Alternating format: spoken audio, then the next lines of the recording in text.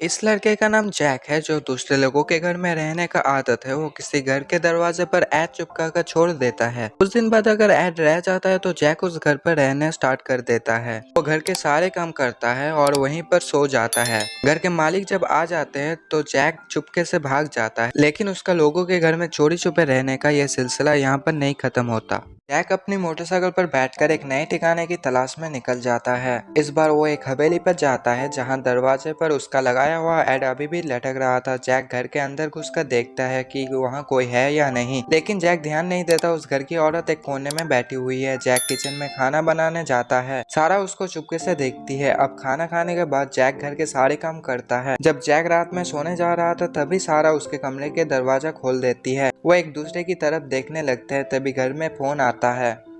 ये सारा के हस्बैंड का फोन था जो अभी घर आने वाला है। जैक जल्दी से कपड़े पहनकर वापस निकल जाता है। जब जैक सारा के चोटों का ख्याल आता है वो वापस आ जाता है। वो सारा को बाथरूम में रोते हुए देखता है। वो समझ जाता है कि सारा किसी बड़ी मुसीबत में है। जब सारा नहाकर बाहर आता है उसके पास एक बॉल आता है। सारा उस बॉल को वापस भेजती है और जैक भी उससे वापस भेजती है, लेकिन दोनों एक दूसरे से एक शब्द भी नहीं कहते थे। अब खाने की टेबल पर हस्बैंड सारा को बताता है कि जब से मैं घर आया हूँ मुझे ऐसा क्यों लग रहा है कि मेरे पीछे कोई है। सारा हस्बैंड की बातों को नजरअंदाज करते हुए खाने की प्लेट उसकी ओर देती है। हस्बैंड पलट कर पीछे देखता है लेकिन उसके पीछे कोई दिखाई नहीं देता। लेकिन ऐसे मौके का फायदा उठाकर जैक उसके पीछे टेबल से खाना उठाकर खा लेता है। अब शाम के समय हस्बैंड सारा को रोज की तरह मारने लगता है। जैक जो घर के बाहर खड़ा था इस जुल्म को सहन नहीं कर पाया। जैक सैम का ध्यान खींचने के लिए बाहर गोल्फ खेलने लगता है। सैम बाहर आके देखता है कि कोई अजनबी उसके घर में घुस गया है। वो अपना फोन निकालकर पुलिस को फोन लगाने जाता है। तभी जैक गोल्फ बॉल से उसको मारता है। जैक वहां से निकल जाता है। तभी सारा उसके पास आती है। वो उसकी मोटरसाइकिल पर बैठ जाती है और दोनों रात के अंधेरे में गायब हो जाते हैं।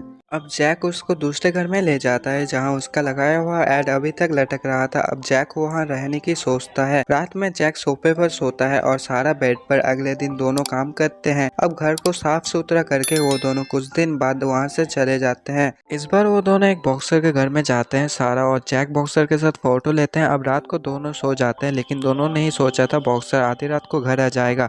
अब दो अजनबी को घर में देखकर बॉक्सर बॉक्सिंग ग्लव्स पहनकर जैक को मारने लगता है। सही समय पर बॉक्सर की बीवी उसे पीछे खींच लेती है, लेकिन जब उन्हें पता चलता है कि घर में कुछ चोरी नहीं हुई तभी बॉक्सर उन दोनों को पुलिस में दे देता है।